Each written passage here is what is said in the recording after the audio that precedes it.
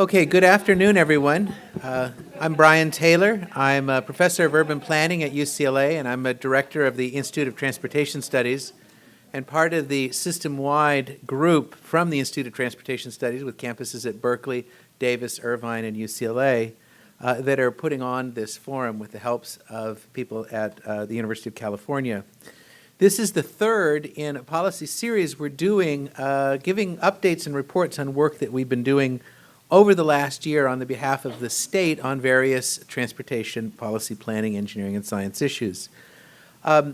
Last year, the state, in its infinite wisdom and generosity, increased the support it's given to the state, to the UC system and the Institutes of Transportation Study to conduct research. And this last year, we sought to use this increased funding to develop and execute sort of a rapid response research program where we could work with a series of stakeholders in the state, key members of state constituencies, to identify high priority topics and identify faculty and students around the UC system, and particularly at the 4 UC ITS campuses, that could deliver research in a quicker time that's often done to allow decision makers information they need to make intelligent, informed decisions on matters of transportation policy. The focus of this funding was on quick turnaround, and we are today presenting some research on that, which is ongoing, but which we have some results on a topic that many are interested in, which is what's behind the decline, and to many the alarming decline of public transit use in California in recent years. So what we're going to do is hear from 2 speakers today who are going to talk about 2 very different dimensions of this issue, both of which speak to this general topic, which is related to travel behavior and public transit use. So the state and the regions within the state have chosen in the last several decades, and most intensely in the last decade, to substantially increase public investments in public transportation. In my region of Southern California, we're investing billions in expanding new rail systems, expanding bus rapid transit systems around the region with the thought of trying to fundamentally transform the shape of the city and travel within it. And the aspirations for public transit are many. We want to deal with congestion.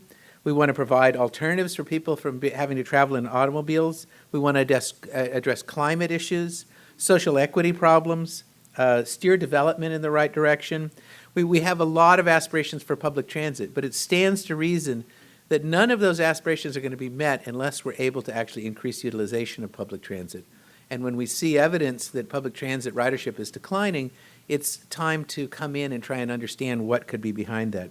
So what we're going to do is hear 2 presentations today, one sort of more directly on the topic of what is going on with transit ridership, and the second one to look at the role of cars and access to cars, whether it's voluntary or involuntary access or inaccess to cars, and how that can affect travel behavior. Our 2 speakers today are both from Southern California. Michael Manville is a professor of urban planning at UCLA, and he's a faculty fellow in the Institute of Transportation Studies.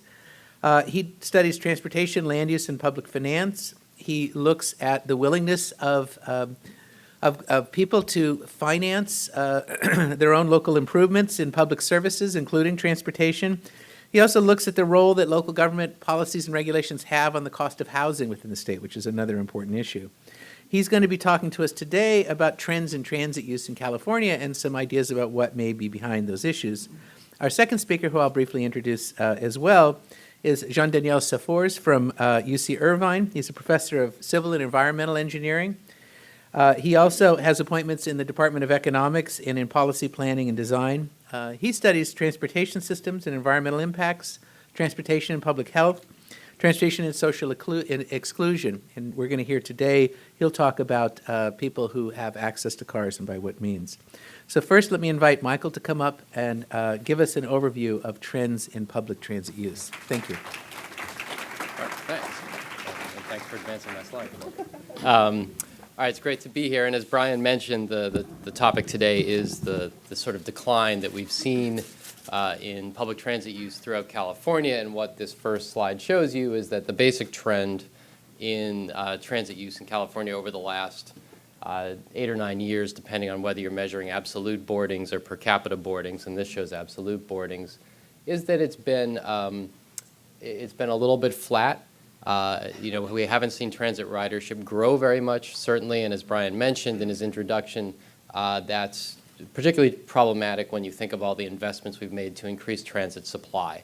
If you look at per capita transit use, the share of trips as a share of population, what you see is something a little bit more alarming. And what this shows is a comparison of the blue line being the United States, the dark orange line being the state of California, the gray line being the SCAG region, which is the 5 or the 6 counties in Southern California, excluding San Diego, and then the other line being the rest of California. What you see is a bit of a downward trend, and a particularly strong downward trend in the SCAG region. That in essence, what we see here is that, I'm going to jump back for a second. You see that basically starting around 2009, per capita transit ridership in California started to fall. And so a number of people have remarked on this, and said there's been different hypotheses for why this is happening. And I'm going to, this is preliminary research, and so I'm going to give you a preview of the basic answer is that no one really knows why this is happening. But people have hypothesized that falling gas prices have played a role, that the economy has improved, so people are now better able to afford cars or get back to work and drive more, that maybe transit agencies are offering less service, right, that we're seeing less transit ridership because the buses don't run as frequently or things like that. And the last point being that immigration has slowed, and transit agencies in California have always relied heavily on immigrants for riders, so perhaps that's part of the answer. And in trying to get at this, which of these is maybe more valid, I think one thing to keep in mind is that most people in most places in California rarely or never use transit. Right, that transit use is highly concentrated. It's highly concentrated in particular places, by particular people, and even in those places on particular lines, right? And the people who do ride transit are sort of a particular subgroup. They're not very representative. They don't look a lot like your sort of average Californian. And one implication of that is that even when we see what seems like steep declines in transit use, that doesn't mean broad societal or broad economic factors are at work.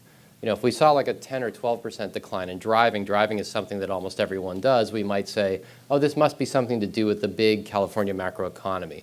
That might be responsible for what's happening with transit, but because it is such a small and concentrated phenomenon, it might be something much more concentrated. And so if we look into this a little bit further, one thing we see, mentioning that transit use in California heavily concentrated in 10 large operators, right? The 10 large transit agencies account for almost 80% of all the transit ridership in California. And so this is the sort of concentration in place and the concentration in agencies. And the other thing we notice if we look a little bit deeper into the transit decline is that the lost ridership in California is actually lost ridership in Southern California. That if you break things out, transit ridership rose in Northern California. The BART saw substantial increases. The Muni saw some increases as well. But Southern California lost quite a bit of riders over this time. And within the Southern California region, the transit ridership losses were driven almost entirely by the LAMTA, which is the sort of the big 800-pound gorilla of transit ridership in Southern California. So, and actually, I'll mention one more thing, that even within that, most of the LA transit ridership's losses were on its 12 busiest lines. That if I'm remembering these statistics correctly, the dozen busiest lines on the LAMTA account for about 70% of the lost ridership in that agency, which now, if I'm doing my arithmetic right in my head, means that the 12 busiest lines on the LAMTA account for about a third of the state's lost transit ridership. So this is a very concentrated phenomenon. And then if you look at who rides the LA Metro and just compare them to people in LA County in general, what you see is that this is not a representative group of people. That that whereas the median income of a household in Los Angeles County is about $56,000, the median income of an LA Metro Transit rider is about $15,000. The Metro riders are much more likely to not have a vehicle available. They're much more likely to be Latino. They're much less likely to be white. So this is, again, a very particular subgroup of people that is moving around. So this slide is actually, I think, what I just told you, that the LA MTA is sort of responsible for most of the lost ridership here, so I'm going to hustle past that. And you can see a little bit, the next biggest source of lost ridership in the Southern California region is Orange County's transit lines. So with respect to one of these questions, which is that, well, maybe we're losing ridership because we're losing service. And I can go into more detail on this. I'm just mindful of the time, so I'm just going to touch on it briefly. Most of the evidence that we've looked at doesn't support that hypothesis. And this is just an index showing the trend in increases in revenue hours versus ridership. And what you see is that over the time that ridership's been falling, service has actually been increasing. And this makes sense given the amount of new service that has been opened up, particularly in Los Angeles County over the last 8 or 10 years.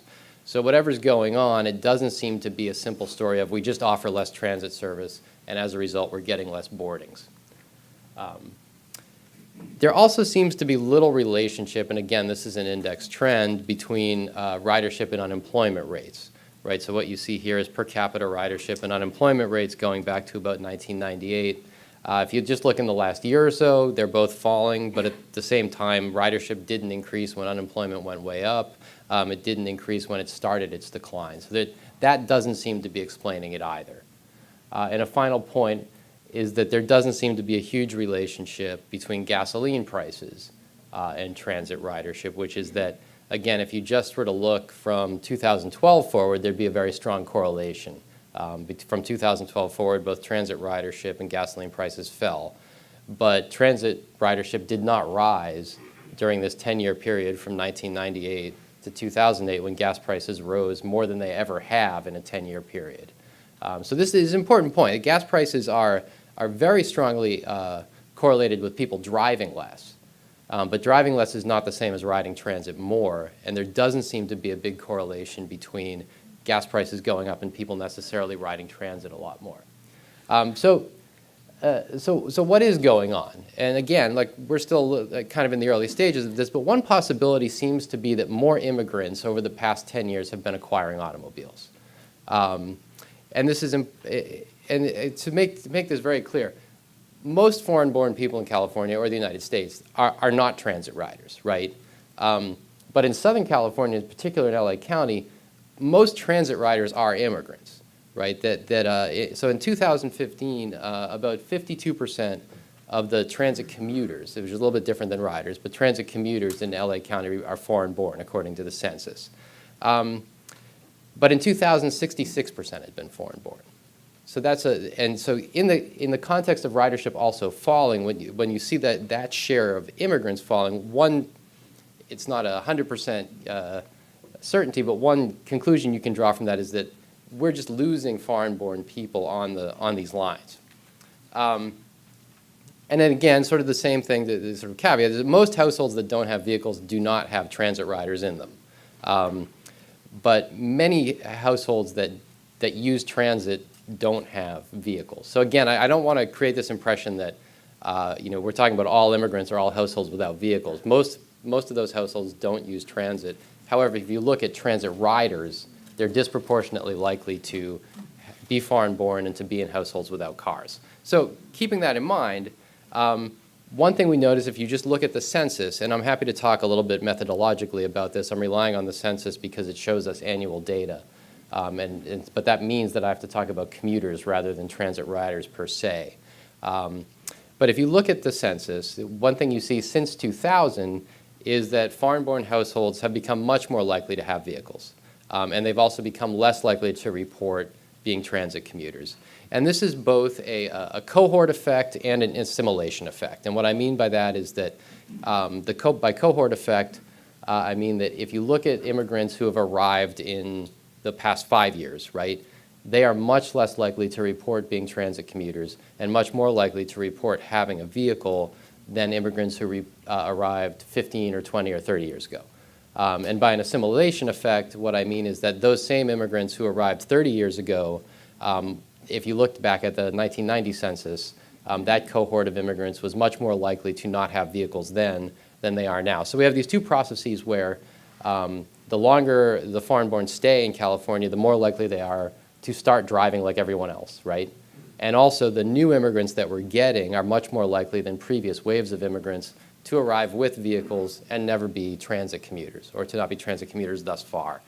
And so you can see that a little bit in this table, which I apologize might not be super clear, but what it basically shows is that across all households in the Southern California region, you're seeing a decline in both the number of households that don't have vehicles and the number of households that have what I'm calling a vehicle deficit, which is just more adults than vehicles, right? Because that's going to be, in some ways, your more prominent determinant of transit ridership, which is just that on any given day, one of the adults doesn't have a car and needs to make a trip, so they might take transit.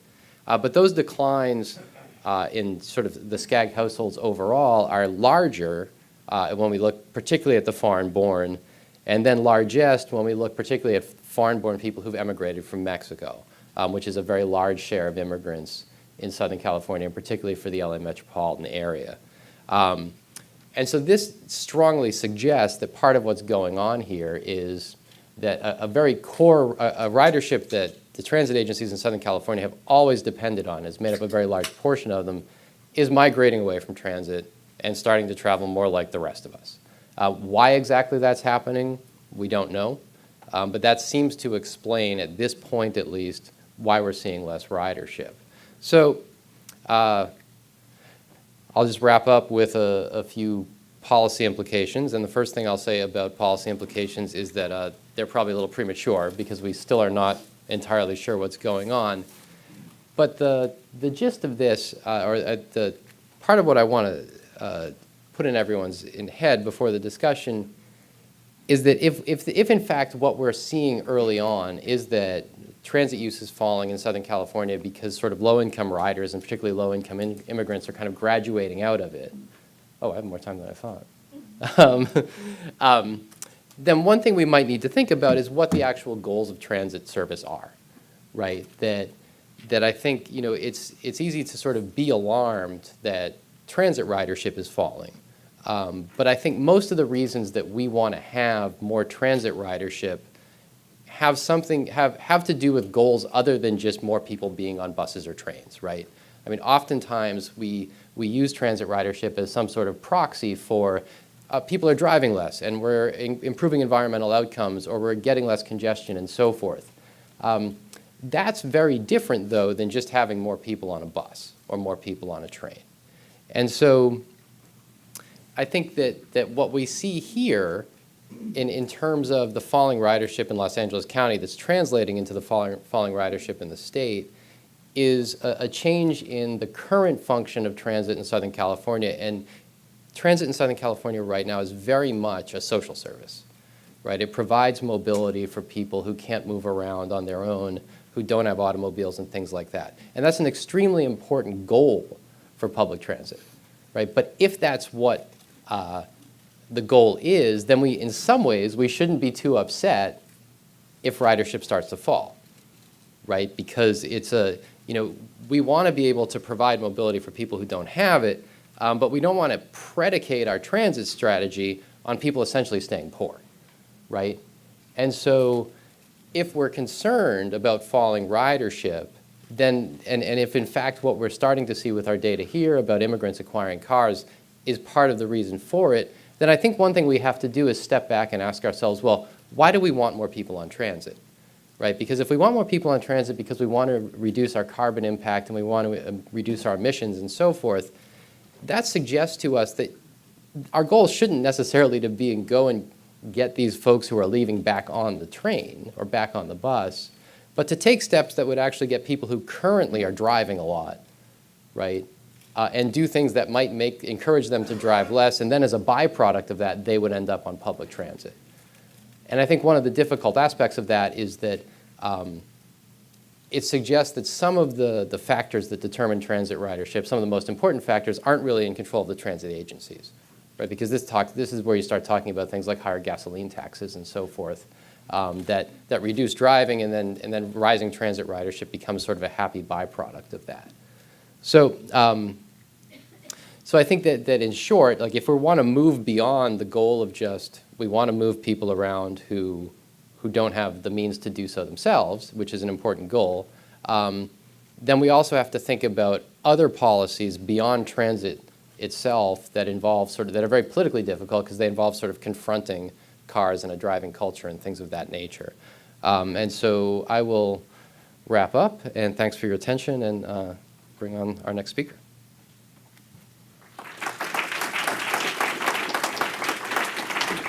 Thank you for the opportunity. So this work is joint work with Shuman Mitra, who is a PhD student at UC Irvine. And as you can tell from the title, our focus is slightly different. Initially, we were focusing on understanding carlessness in California, a car-oriented culture. And our premise was that we should distinguish between essentially two groups of people: people who are voluntarily carless, households who are voluntarily carless, and households who are not. And that's actually a very important distinction. And understanding the determinants of carlessness is important for both groups, right? So the first group, as Mike told us, would be people who are voluntarily carless. We can learn from them, we can learn from them ways in which we can change our society to make us less dependent on cars, right? And the implications are a reduction in greenhouse gases, reduction in congestion, and so on. And understanding what motivates the determinants of people or households who do not have a car because they cannot afford it or for various other reasons is important from a moral and a social point of view.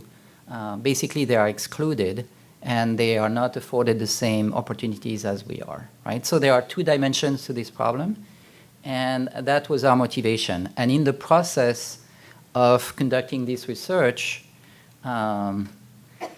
we came up with some implications for transit use, which actually segue nicely with the previous presentation. Okay.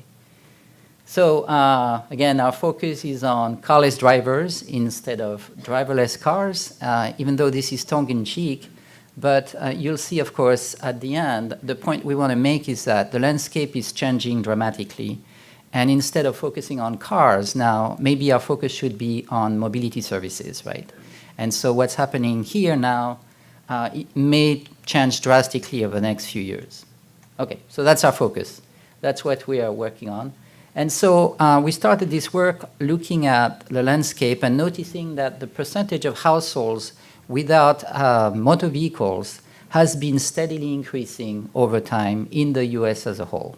It's still not a very large percentage, but it represents roughly 9% of all US households.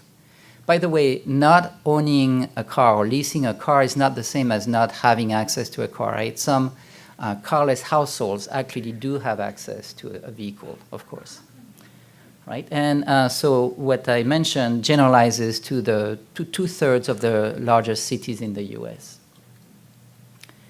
So why is it important? So implications for climate change, we have a goal to reduce our emissions by 40% between 1990 and 2030. We want to reduce congestion, local air pollution. We want overall, it seems, to transition to a society that is less dependent on cars. We have this goal, but we don't exactly know how to do it. So the literature has examined various types of urban form, various arrangements to reach that goal, but honestly, we are still not very clear on how to achieve that goal. Okay, so we want to try to shed some light on this, and in the process, we also want to understand what factors would foster transit use. Okay, so it's a byproduct of this research. All right, so this I covered already. So our objectives are to understand the characteristics of voluntarily and involuntary carless households in California, And we're especially interested in urban form, right? Because we often say that maybe if we had denser cities, we would use more transit, we would rely less on cars. So that's one claim that we were interested in assessing in the context of our data set of this research, okay? And as a byproduct, we want to see the impact of urban form on transit use. All right, so to answer these questions, we are using the California Household Travel Survey. The data were collected mostly in 2012 and January of 2013. So it's a large, nice data set, over 42,000 people. And in that data set, there is a specific question that asks people as to who do not have a car, households who do not have a car. They ask them the reasons why they don't have a car. And so these are the different reasons. And so based on these answers, we're able to classify people in three groups. People who don't have a car because they don't want to. So they're voluntarily carless. People who, for other reasons, health reasons, affordability reasons, cannot have a car, but probably would like to have one if they could. And then people or households that we cannot classify because they provided ambiguous answers. Okay, and so we are analyzing these groups differently. All right. So, by the way, this is my my co-author, Shuman Mitra. He's involuntarily carless as a graduate student, or former graduate student. They are poor. So looking at people in California who their situation from the point of view of car ownership, roughly 7.5% of Californians do not have, households do not have a car. So of those, based on people's answers to the CHTS question we just looked at, 3% are voluntarily, 3% are involuntarily carless. Only 1/3 of that are voluntarily carless, and the others we cannot really tell. Okay, so what's interesting is also their location. As you can see, they are scattered all around the state. They are not just located in San Francisco, for example. All right, so we conducted both univariate analysis and multivariate analysis to understand the characteristics of these different groups. So here are our findings. So first of all, let's focus on households who are voluntarily without motor vehicles. Okay, so they are likely to have a higher annual household income and to be better educated. They also have fewer children. Typically, right, if you have kids, you need to bring them to soccer, music, various activities, and it's really kind of a drag to not have access to a motor vehicle. So if you have children, you're more likely to have a motor vehicle. Then households who don't have a car on purpose tend to have a smaller number of workers than households who have a motor vehicle, but they tend to have more workers than people who do not have a car because they can't afford it. And in general, there is a big difference in the type of environment in which voluntarily carless households live. These environments tend to have a higher population density, and it's also land that is more diverse, right? So within walking distance, often you have access to shopping, restaurants, and so on. The network density is also more complex, and transit service coverage is better. So transit plays an important role, and we showed that quantitatively in the decision that people make to forget about having a car.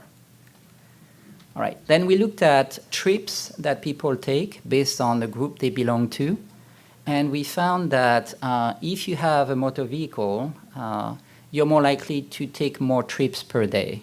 And there is no difference, basically, between the two subgroups of carless households.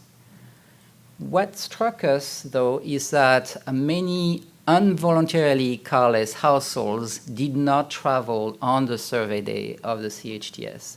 That means that if you do not have a car involuntarily, you probably are restricted, and you focus more when you're going to travel. Okay, so it's one of the disadvantages of not having a car when in fact you would like to have access to one. Also, if you're involuntarily carless, you have to change modes more frequently than if on purpose you do not have a car, because you picked an environment that enables you to do what you want to do when it comes to travel. Unsurprisingly, if you have a motor vehicle, you use your car or your pickup or your SUV a lot when you need to travel. So at least 2/3 of the trips you take involve that vehicle. And that percentage is a lot smaller if you don't have a car, if you don't own a car. It's roughly only 10% for our carless households. We note, though, that voluntarily carless households walk a lot more and bike a lot more than the other two groups. Okay, so which is good, right, from the point of view of being healthier. Also, if you're voluntarily carless, you're much more likely to live in an area that's good for pedestrians. And as was mentioned before, as we all know, if you have a motor vehicle, you're very unlikely to take transit. Only 2% of households who have a motor vehicle take transit, according to the CHTS. And there is no difference between the two groups of carless households. All right, you remember at the beginning we mentioned that a number of people have claimed that in order to disconnect us from our cars, we need to live in environments that are denser. And we found that actually this is not so important. What counts to disconnect people from their cars is two things: transit accessibility and land use diversity. And that makes sense, right? When you leave your house, typically, so the purpose you may have is to shop, to go to a restaurant, to get entertained, to visit with friends. So if land use around your area is very diverse, it's likely that you will not have to go very far to satisfy what you want to do, okay? So this is very important. And then transit accessibility is key because it provides a substitute for using a motor vehicle. Okay, so that is the main link that we found with transit use.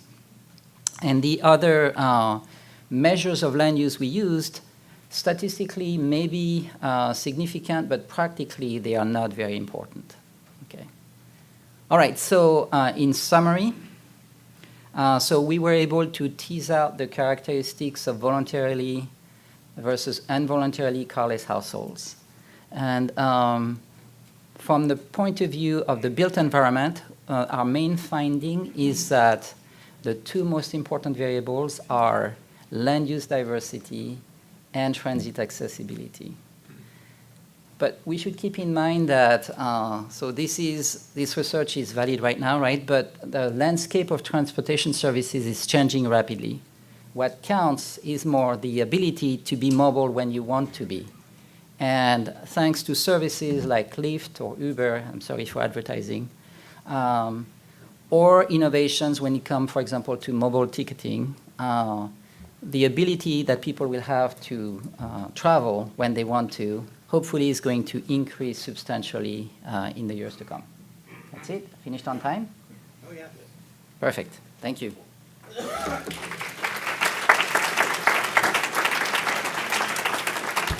So now we're going to follow these two research presentations with a commentary by Michael Manville from the California Transit Association. He is the legislative and regulatory advocate.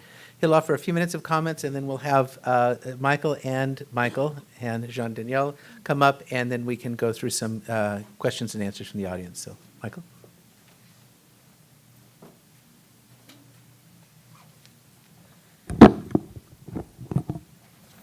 Hi, folks. So I'm going to start off by recognizing I am not a researcher. I'm here in a purely layperson role, but want to give you some views from the transit industry. We at the California Transit Association represent about 220 members, and that includes 85 transit operators in the state, and the remainder being part suppliers, bus and rail car manufacturers. And so one of the things that I wanted to highlight for you all is When we look at ridership within the state, yes, absolutely, we're seeing a decline. Bus ridership currently stands at about 1 billion unlinked passenger trips in the state, and that's down about 3% since 2014, and then it's down about 9% since 2008. When it comes to rail ridership, however, we have seen some tremendous growth, and a lot of that is due to the types of investments that are taking place in areas like LA, the SF Bay Area, and Sacramento. And we have about 250 million unlinked passenger trips here in the state. That's up about 15% since 2008, and a pretty staggering 54% since 2004. And I mentioned these statistics because despite the newspaper headlines or the trends that we see in research, transit is still carrying a lot of people. And we feel that drops in transit ridership need to be met not with fatalism, but with reality. There are things that we need to answer. I think some of the research questions that were put forward by Michael and Jean-Daniel speak to that. But there's a lot that we do understand about declining ridership, and there's a lot that we can be doing to reverse those trends. And so I'm going to kind of step back and for a second be a bit pedestrian, but to say if we take an Econ 101 approach to this, it really is just a matter of the economics of driving becoming much more favorable than the economics of riding a bus or train.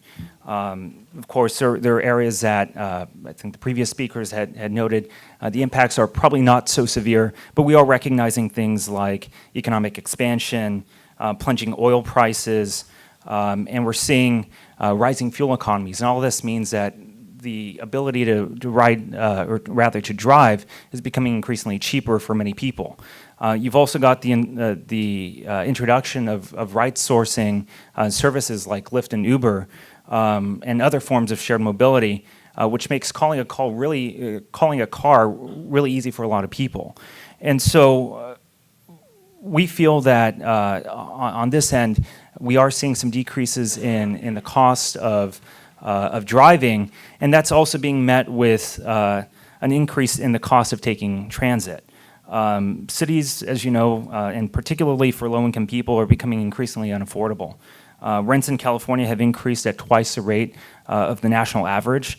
In the county of Los Angeles, rents are expected to rise by 8.3% over 2015 levels, and that puts the average apartment rent at about $1,400. In Orange County, the average apartment rent is $1,700, and in San Francisco, for a two-bedroom, it's $4,500. And so what this means is that increasingly low-income people, the people that were riding public transit, are being pushed out of city centers. And so for them, they're moving to increasingly suburban and exurban neighborhoods, and in those areas, transit simply isn't competitive with driving. And so one of the things that we think is there's also some declining support in the state's funding for public transit, and a lot of that has been reversed recently. The legislature passed SB 1, which is going to provide some significant revenue to public transit, but we had seen a decline of about $100 million over the time period of 2007 to 2015 in the state's primary source of transit funding, which is the State Transit Assistance Program. And this has led to once fairly efficient systems becoming less efficient, less reliable, they're overcrowded, and at the same time, you're seeing, at least to some extent, some cutbacks in transit service, and that doesn't apply in every area of the state, but in some areas, particularly for small and medium-sized operators, it is absolutely the case. And so in talking about these trends of increases in the cost of taking transit and decreases in cost of driving, we see a few things that can be done. And on one end, jurisdictions can consider implementing things like congestion pricing. And this is just a matter of internalizing the cost of driving for those who are driving. And we think that this can make transit more competitive. I think another thing that we would like to see is an increased focus on affordable housing, and that's affordable housing, period. I think we want to keep people in city centers so that they have multiple options. If they choose to drive, fantastic. If they choose to take public transit, of course, that's a preferred option. But this is something that becomes much more of a reality. We also think that there needs to be increased investments in transit-oriented development for many of the same reasons. On the transit end, I think there's a lot of things that we can be doing, low-hanging fruit. The Transit Center, a New York-based research institute, suggests that increasing transit ridership is a matter of just increasing frequency, faster travel times, lower fares, and providing real-time information. And these are things that many agencies, with some additional monies, could bring online fairly quickly. I'd also add to that list, we should be making investments in making wayfinding easy. So that means creating legible service maps at your transit stops. It means also making stations much more customer-friendly so people know how to navigate them. We also can see a focus on building seamless integration between transit systems, and that can be things like time transfers and integrated fare cards. And we want to emphasize, we within the transit industry don't take transit-dependent riders for granted, and we think that the state needs to make investments to recognize the importance of their mobility needs.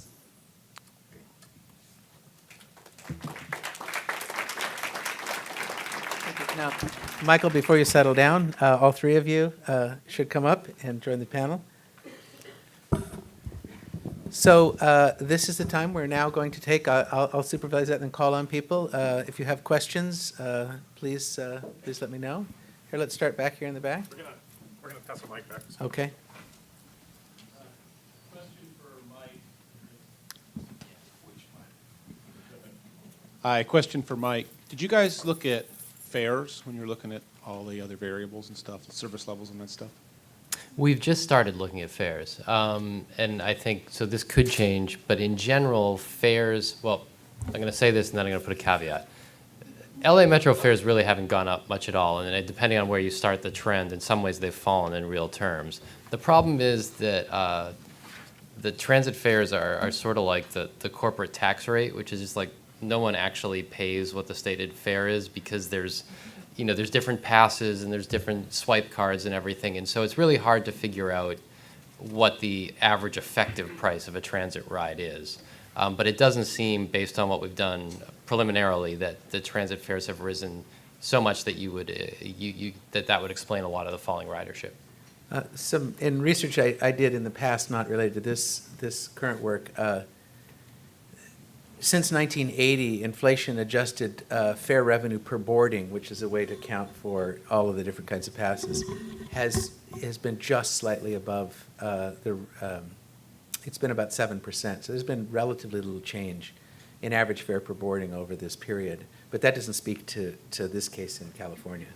So fares have sort of been tracking inflation for quite a while. Oh, yes, right here. So I'm getting the impression. Oh, wait for the microphone. I'm getting the impression that you're just looking at within city transit and not intercity transit like Greyhound. Is that correct? That's right. Yeah. And I had a question for you. So you referred to funding, Yeah. but you didn't say what kind. I'm guessing it was capital and not operating funds. So it's a mixture of the two, and so I'd highlighted SB1, a measure that passed just this past year. Because operating funds have always been the bottleneck. Yeah, I would say absolutely that has been the case in terms of providing the service levels that we'd like to see. But at the same time, capital investments are absolutely crucial. We're seeing, for example, with BART, a system that is seeing rising ridership, it's struggling, and it's struggling primarily because they don't have enough cars that are running reliably. They don't have enough cars to carry the demand that's there. And so you have a lot of people who are looking at the time savings of BART and saying, it really isn't a good value proposition because physically I cannot get on this train. Therefore, I might drive. Therefore, I might carpool. And so there needs to be a focus on I think, both ends of funding, making sure that we can provide the service levels that we need, and making sure that the capital is actually up to the task. Other question? Did you have a question? Hi, Jeff, an advocate For Los Angeles, you have both timing on various times for fares, and you have a lot that are going along the, should we say, freeway corridors in specific destinations. Irvine, you have a different scenario, but I believe you're using, should we say, the broad transit corridors using. But in both situations, I have not heard any mention of related to your train and your other travel, just simply bus. And, you know, as you talk about metro, and one of the factors I suspect might be of a consequence, because your legislators have said that due to the fact that they turned around and gave immigrant populations a driver's license that they hit and run, so you have now where before they were dependent upon ridership, now they are no longer dependent upon public transportation. But how, as you've spoken about, is the train and the intercollection service, all three of those, when you talk about the decline, how do you make the larger population aware of the accessibility of the service? Because I think repeatedly you have the issue of how you use public transportation. Many times the claim is either it's ignorant or timing. Did I load that? Well, no, but to go back to the point that Mike was making, so we need to look at two sides of the coin, right? So the cost of taking transit has not increased much. It's becoming a little bit more convenient, but the cost of driving has fallen. And honestly, it's just not convenient to take transit. You know, so I had to go to Long Beach to take my flight today. So what do? Of course, I go to Google Maps, and it tells me if I drive, it takes me 25 minutes. If I take transit, it takes me 2.5 hours. You know, I didn't have to solve any complex equation to decide that I would drive. Also, the cost of parking is low. So the overall cost of driving is still beats transit by a lot. So if we are serious about transit, and if, of course, we need to reconceptualize the role of transit, we need to look at the economics and the convenience.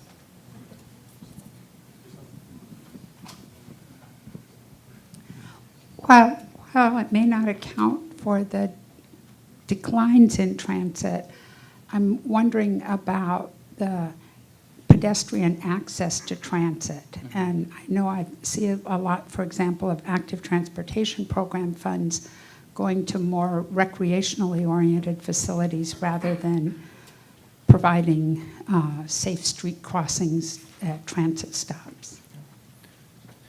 So I would say, based on the research I've seen, Transit Center report that I referenced within my remarks, one of the critical linchpins of increasing transit ridership was actually access for pedestrians. And I think increasingly, one of the things we're going to see is the state has committed to providing $100 million a year for the next 10 years to forms of active transportation. And so hopefully we'll see some of those dollars be invested in such activities. I would add, though, and I bring this up only because it is something that I think might be worth some future research, is also the potential that we are kind of the victims of our own success. We've talked about investments in things like active transportation. Certainly we've seen agencies move into the mode of providing bike sharing. And we've seen jurisdictions invest in pedestrian facilities. We might be also seeing some shift from transit ridership into walking, and certainly I'm familiar with some research, for example, by Susan Shaheen at UC Berkeley, that suggests that when you've got congested corridors, you can see drops in transit ridership if bike sharing is available. And so I think that that's something that we need to keep in mind as well, and almost expand the pool of what we consider public transit to consider modes that move beyond just your conventional rail and bus. Thank you for So scholarship. I saw a hand up over here in the back. Let's go there first, and then we'll come back up to you. So is that Chris? Oh, we're right there. Yep. And Thanks. then I promise, after that one, we'll get over to this side of the room. A question for Mike Manville. I've heard a lot of people just speculating as to what's declining transit, and the TNCs have come up a lot, Lyft and Uber. Noticed you didn't talk about that at all, and I'm guessing that that's because it's hard to get data out of those folks. But I'd love to hear. And just in light of the, from a policy perspective on how we policymakers, work with Lyft and Uber, and especially in light of the coming autonomous, automated vehicles, it may substantially increase the use of that sort of model and the effect that might have on transit. So I just wanted to get your thoughts with whatever data you do have in hand. Thanks. Sure. I mean, you're correct, which is that it's hard to know exactly what role the TNCs might have on transit ridership because we don't even know how many trips they give in LA or Orange County or San Francisco or things like that. My suspicion is that they aren't a huge factor in this, and this is somewhat speculative, but I base it in part on there isn't what we do know about the typical profile of someone who frequently uses Uber or Lyft is very different from what we know about the typical profile of a transit user. I mean, I think a transit user is much more likely, a regular transit user, than a typical Californian to, for instance, be unbanked and therefore not have the credit card or the smartphone that you need to use these services. The other thing we know with a fair amount of confidence is that the peak times that Uber and Lyft are operating is like 11 p.m. to 1 a.m. Friday and Saturday night in Los Angeles along the Sunset Strip, right? So that strongly suggests that a lot of what's going on isn't substituting for transit riding. That's not to say that, there's times when I occasionally look at my phone before I leave for work, and there's times when an Uber pool costs, to UCLA costs $1.99, and I'm strongly tempted to skip the bus and jump on that. But I don't think that happens enough to explain the declines in transit ridership we've seen. With respect to what a transit agency or a transit policymaker could do to work with Uber and Lyft, I feel like there's definitely potential there for some good synergies and so on, but if the concern is sort of turning around the falling ridership, I would say that investing a lot of energy in that might be misdirected, right? That there's just bigger problems that need to be solved. And so, to the extent you can have a productive relationship with these companies, that's great, but it's probably not what's explaining your lost riders. Okay, last question over here, and then we're going to get to the side of the room. Thank you for your scholarship in this area. I just have one quick question, and looking at both of your research together. In your initial discussion, you were talking about perhaps it's time to relook at what the real mission is, and in your discussion of those who are choosing to be both voluntary or involuntary. If you look at the demographics when you did for example, in one of the transit studies, it talked about health reasons and the like. As we see more of a demographic of people moving towards a time in which they're giving up their licenses and the like, and speaking to whether or not what is the mission of public transportation and who indeed is a voluntary, involuntary. Did you look at that difference? I mean, are more millennials more likely not to become, and then there's an age differentiation there, and people that are giving up their license. So when you looked at the data for, say, paratransit, I'm not sure what it would be called in LA, but that type of service, was there a differentiation in the data for what you're showing as to what's going up and going down based on the demographic that you were studying, or was that not a consideration? We have looked at that, and not in a huge amount of depth yet, and paratransit is probably, correct me if I'm wrong, Brian, the fastest growing segment of transit in Los Angeles Certainly County. in terms of expenditures. Yeah. In operating expenditures. Yeah. Dramatically increasing. Yeah, and so that I think you're exactly right. I mean, when we think about the various missions that the transit has, absolutely one of them is, there's folks who, for various reasons, can't get around on their own, and the society, that's an obligation that we can't take lightly. Again, right now, it's a fairly small subset of overall transit ridership, and I don't think changes in that can explain one way or another why we're seeing declining ridership.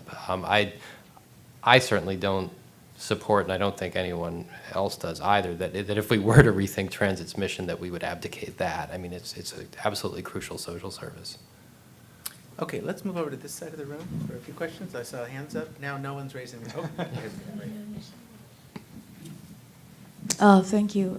My name is Coco Zeller. I'm one of the people who voluntarily has given up a car.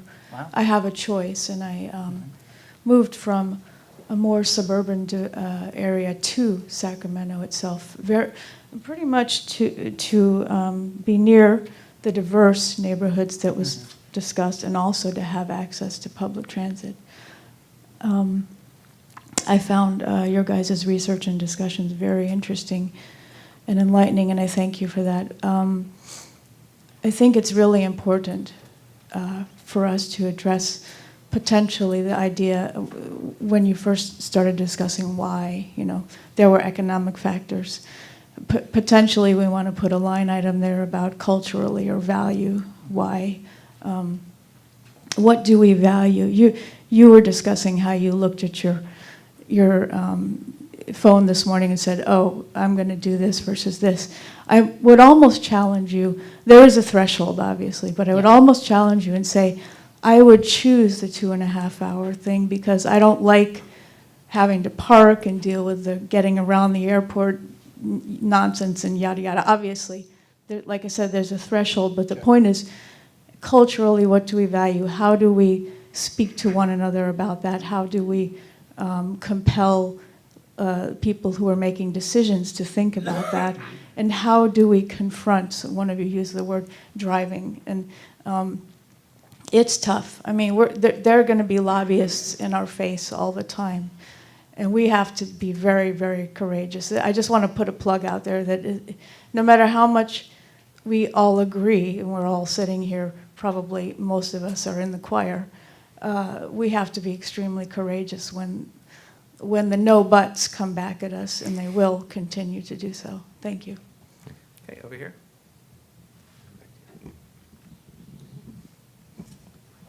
Thank you. I enjoyed the presentation very much. I had a question, though, on the first presentation by Mike 1, I guess it is. The finding that the patronage losses were heaviest on the most heavily traveled routes was, to me, very counterintuitive, very surprising. And then you're finding towards the end that perhaps higher automobile ownership or accessibility amongst the minority groups or migrants might play a role. Do you have an explanation that ties those two together yet? Maybe not in a super clean bow, but I mean, I think it is initially surprising, right, when you think about that it is the busiest routes that are responsible for most of the loss. But I think that if you think about it a little bit more, it makes sense in that the magnitude of the decline is such that it almost arithmetically it would be very difficult for that to come from the less traveled routes. Like, they just don't have enough riders that if they lost them, you would see a big decline. I mean, I think sometimes people sort of divide transit routes into sort of there's ridership routes and coverage routes. Like there's routes that are just extremely busy and other routes that you have because you want to have people having access to things even if it's lightly traveled. And if you're just going to see a big percentage decline, it almost has to come from those busy routes. And those busy routes in Southern California are those vehicles just have a lot of the foreign-born on them. So if you have a situation where if a proportion of those folks start to get vehicles for whatever reason and stop using transit as much, then what you're going to see is a big decline on busy routes that translates into a substantial decline overall. Over here. Hi there. Convenience is everything. So my question is, one of the reasons BART is so successful is because they have parking lots so that the outlying folks in the suburbs can come in, park their cars, and then take the train. Are you guys looking at doing something similar in your region? Actually, I think that's the future of transit, right? Partnering with Uber and Lyft. Actually, it's happening in southern Orange County, where in areas where transit does not quite make sense, the use of services by Lyft is subsidized, and so people are kind of connected to transit lines. But I agree with you, convenience is key, and that's the reason by which transit is going to make it or not make it in the future, depending on what the competition is offering, and the competition is offering a lot more flexibility, a lot more convenience. Let me just offer a thought here. Oh, as you're thinking about these various, the discussion is sort of getting to what do we understand about how we can improve transit generally, and what might be create a more supportive environment for transit use. What's prompting this is, since 2014, we're seeing sort of an alarming disconnect between growth in service and decline in patronage. So a lot of the questions we can ask about pedestrian access, it's hard to argue that over the last 3 years, that things have fundamentally changed in a way that's caused this. So part of what we're doing is there's a body of research that we can talk about, which has to do with understanding how, when people use public transit versus drive versus travel by other means, that's fairly well developed. What's sort of puzzling to us is this disconnect between an increase in service in Southern California, in particular, as it turns out, and this decline in ridership, which is why you may have been surprised that a lot of the discussion turned to demographics and economic factors, and not so much about kind of service changes and other kinds of things about the configuration of the service. So these are all relevant important points, but I think it's important to keep in mind that something has happened in the last 3 years that we haven't seen prior to that. Okay, so, back here again, is that?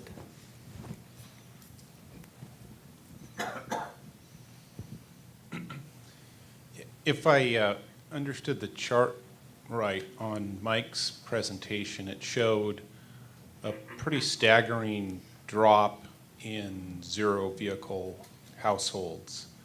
And in Jean-Daniel's presentation, if I understood it right, it showed kind of an increase in zero-vehicle households.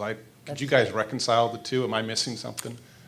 I think what we were looking at just SCAG in particular, and so that would probably, and it was also, our data was from 2000 to 2015, and so you had California-wide data that was 2012. 2012. So and you were showing transit use in zero-vehicle households, and you were showing just zero-vehicle households. And I also showed just zero-vehicle households. Oh, okay. I think that basically what probably happened is that there was a period of time from like roughly 2000, if you drew a line from like 2003 to 2013, vehicle ownership did fall nationwide and in California and so forth, and then it started to spike back up. And so part of it is just part of it's the geography, and part of it's the start and end dates of the trends. So it's partly because of different timeline, but was there also a difference in the SCAG area versus the rest of the state or the country? This I don't know. But overall, I mean, over last 10, 12 years, I mean, there has been a small increase in the number of households who do not own a car. I mean, based on what we see. Yeah, and I think that actually doesn't, SCAG is a little bit of an exception. Yeah, that it's it, different. Yeah, I think that's the main explanation. But thank you. You were really paying attention. Yeah, as a to, student. Yeah. Okay, over here. Hi, thank you for the good presentation. Like, I learned a lot, as always. I have one question about the, speaking of SCAG region.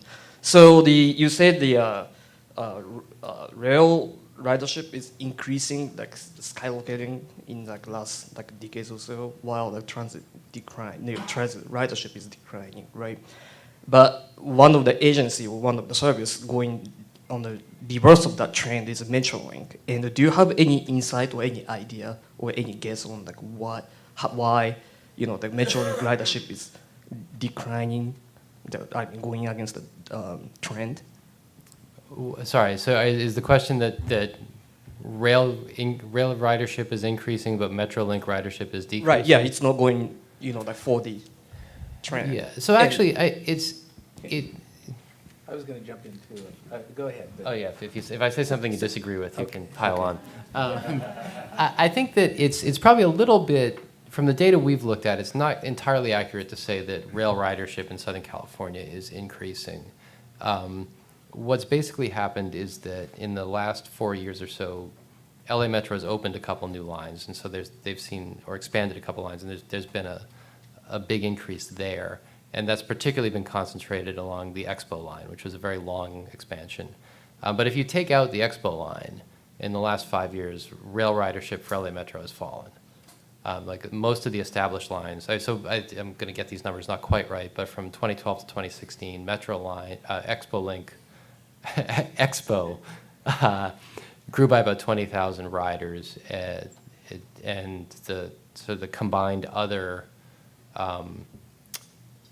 rail lines fell by about 13,000.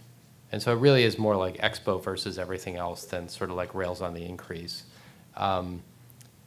Why Metrolink would have fallen is not something we have dived into very much. I mean, it's a very different service as a commuter rail than the sort of the interurban transit that's sort of represented by the orange line and red line and so forth. And then statewide, yeah, that's right. So it's just up slightly, and it's mostly because of the Expo line. And then statewide, it's BART is actually driving most of the increase in rail transit ridership statewide. I was a voluntary rider for 7 years in the Sacramento area and became really familiar with the regional transit system here. And I noticed in 2008, and apparently due to state funding cuts, they did drastic changes to service. They removed the transfers, which was huge. They did drastic cuts in hours and frequency, primarily, mostly with bus, drastic cuts. They removed the Central City discount fare. And then to top that off, they raised the rates as well, the fare rates. And so no surprise, I think they did see a decline in ridership with all of that. And I'm wondering if other communities in Sacramento, I mean in California, other districts did similar measures, because they probably faced similar cuts for state funding. And the other part of my question is about the first mile, last mile hurdle, and how does that impact transit ridership? So I think I can field that. I think generally the answer is yes. Communities all across the state saw massive cuts in state funding, particularly in the years following the Great Recession. And so with that, there was a retrenchment of the service that many people were familiar with. And I think part of what we're seeing now is folks becoming reacquainted with transit and the potential. And that's because the state has provided greater dedicated funding. The federal government is now in a position of having surface transportation reauthorization bill that has actually increased funding over the monies that were last authorized in MAP 21. And so I think that there is some improvements that are being made. I think to your second question regarding first mile, last mile, I think that is the nut that needs to be cracked. I think to some extent Uber and Lyft provide some potential there. Certainly here in Sacramento with Sacramento Regional Transit for getting service to the Golden One, they are providing effectively a voucher for folks to take Lyft and Uber, and that's meant to keep people from driving into the city center. Other agencies are exploring things that are very similar. At the same time, a lot of agencies are exploring the potential for bike sharing at station stops, and that can serve to address these needs for people to move into their destination much more quickly than waiting for a transfer from their bus. And so I think there is a lot of movement in that area, and I think it does have a potential to really drive ridership to get to the point of convenience that a number of you have raised. So over here. Thank you. My interest is in public health. I have the opinion that everyone walks, though looking at the California Household Survey, there's a significant number that do not walk. Regarding that, I'm wondering if you can get down to the individual survey level in your analysis. And then I heard this morning on a webinar that communities with high transit use, with the highest transit use, have the lowest number of pedestrian fatalities. Have you looked into that? Thank you. I have not. Nor have I. I have the same answer. Not yet. We were doing a statistical analysis, and we were looking statewide to try to understand the impact of land use on travel behavior. But I agree. I mean, we should try to delve more into the data and to look what's happening more at the local level. This will take a little bit more time.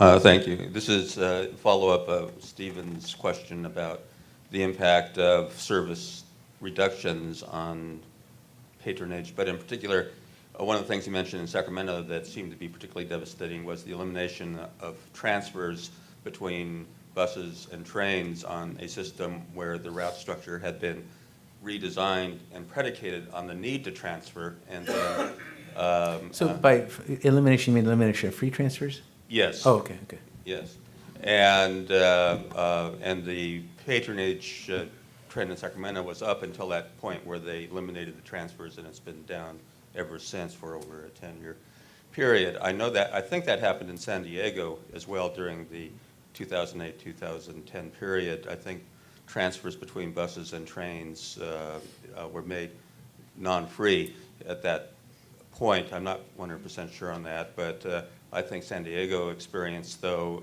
a decline since that period. I don't know about the situation in Los Angeles with MTA, but it seems like the heavy trunk bus lines and the trunk rail lines, there's a lot of transfer in between them, and I was wondering if transfers are still free there, or is there the possibility of elimination of transfers? Did that occur in the 2008-2010 period, and has that, if it did, would that be a significant factor in the decline?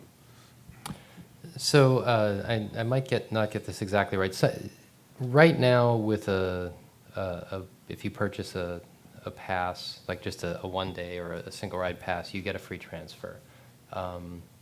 And prior to that, you had free transfers, and then there was a period of time when you didn't. And then they sort of, so, and it may have been in that 2008-2010 period where they did make some of those adjustments. But if you get a day pass, are people who are non-banked, I've heard that term for the first time, can they get a day pass, or? Yeah, I mean, it's not as easy, right? Because you can't just go plug your credit card in, but you can, if you just have like a debit card or something. I mean, one of the things about the TNCs is that they don't accept debit cards. You need to have a credit card. But I think the point that I want to make is that service cuts definitely have an impact on ridership. And I think some studies that have been done about cities outside of California, like Chicago, for instance, show that like plunging bus ridership is really strongly associated with less bus service. LA is a little bit different in that it really is, in transportation terms, something of a self-help jurisdiction because of all the sales tax money it raises. And that protected it some from what happened when it lost state funding.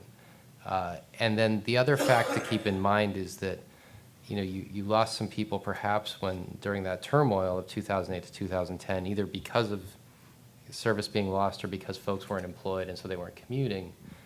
But that can't really explain this precipitous decline we've seen since 2012, right? That no one disputes that, it's important to have high levels of quality service, and certainly LA, like almost any other transit system, could improve on that, but it doesn't really help us get at why the last 3 or 4 years we've seen these big slides.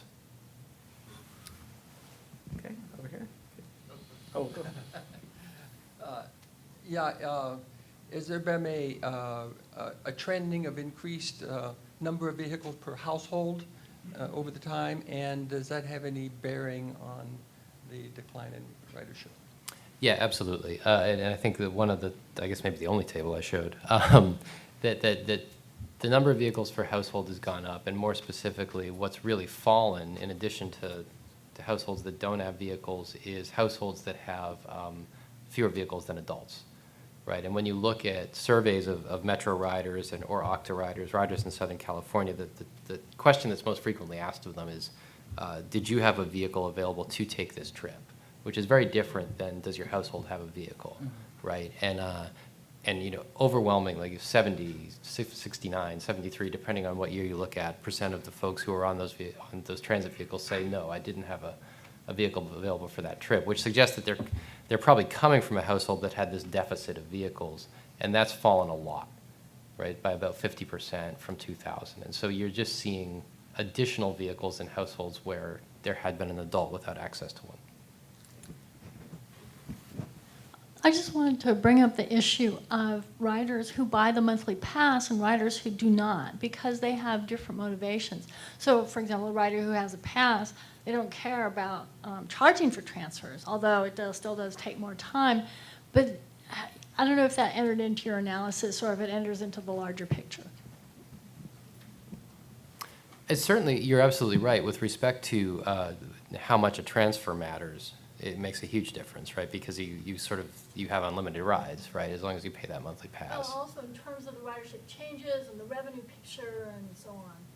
Yeah, so this is something that's sort of on our list. What the main source of data we have in this is the onboard surveys that the agencies conduct every year. And most years, one of the questions they ask is, how did you pay for this ride?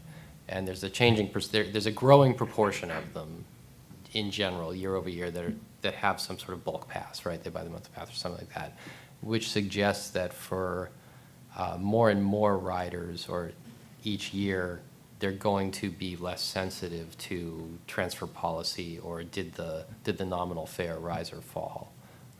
But we haven't delved into it enough where I can really say anything intelligent about it.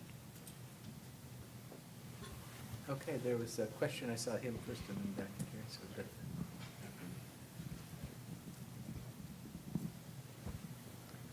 Kind of going back to the fact or the observation that was made earlier that while ridership overall has been going down, rail ridership has grown. Given that in Southern California, LA, we've kind of seen the maturation of the metro light rail system, and LA ridership has been a big contributor to statewide ridership and statewide ridership loss. Is there a case to be made that what we're seeing in LA is a repudiation of multimodalism as a service design model, that we've seen a generational change from a bus system to a light rail trunk and branch system, and that it's been less effective in attracting and retaining riders? That the rail has been less effective? Yeah, that the rail-based system has not been a success as a service design philosophy. Not ready to make that. I wouldn't go that far. I mean, I think that basically what you see, again, is sort of across-the-board losses, right? That the bus has lost a lot of riders. The rail system, save sort of the Expo and Gold Line, has lost a lot of riders. And you would expect. So it seems to be something systemic. I think that, you could plausibly make an argument that had a lot of the resources devoted to rail gone into making the bus better, or maybe we'd have higher bus ridership or something like that. But we don't really have, at this point, enough evidence to basically say the rail hasn't worked, right? I think what I will say that maybe is sort of a cousin to the argument you're making is that it's particularly troubling that so much of the rail system has lost ridership simply because we've spent so much money on it, right? That's given the investment that we've made and given the investments we're planning to make going forward, that arrow is not pointed in the right direction. But I'm not prepared to say that, it's not working, yeah. Okay, over here. Where are we going? Oh, sorry. Oh, I have a question related to the cultural and potentially policy issues related to the declining ridership, which is, I know my husband and I both retired early because our employer, and we both worked for the state of California in some capacity, changed our work hours so that they were not compatible with our not so frequent transportation options. And I've also been quite aware of instances where it's like my employer, even when I was working for a pedestrian advocacy organization on a project, which was after I retired from my other job, related to transit and walkability, where I said, well, would want to have a staff meeting at 9 o'clock, and I said, well, I can get there at 7:30 or at 9:15 if I take the bus, but, you know, to get there at 9, I have to get there at 7:30. Just a cultural lack of awareness of how schedules and locations interact with transit service. And the fewer people riding transit, the less cultural awareness there is. Do you have any thoughts on that? What do you mean by cultural awareness? Well, and awareness that, say, in more outlying areas where bus service may be hourly, that having a meeting start 5 minutes before the hourly bus comes is problematic. Or in my case, I had a jury duty summons where I would have had to arrive almost an hour early to be there on time by bus. And they didn't know there was a bus stop across the street. Yeah. So, Well, I mean, I think that you're absolutely right, that the world, not the world, but most of California and it is arranged based on the assumption that everyone will drive everywhere. Yeah. And what that does is that it disadvantages people who don't, both because the service that they have is not as good, and because people just are, as you said, not even aware that there are people who move around that way. And I think that as you, some of the lessons we've seen from other countries is that as you start to give transit a better footing, you know, I mean, probably the best evidence from this comes from when London started its congestion charge. You just set transit on this amazing virtuous cycle where more people are riding it, more people are familiar with it, you get better service, you get lower fares, and that's all without even spending any money on transit, right? It's a matter of making cars pay their own way. So what I'm going to suggest, we have a lot of hands here and about 3 or 4 minutes left. With the indulgence of the panelists, we now have a conversation-sized room. For those of you that want to ask a few more questions, just come up to the panel here so we can let the rest of the folks head out if they have to get back to work. And let's thank our panelists for a wonderful presentation.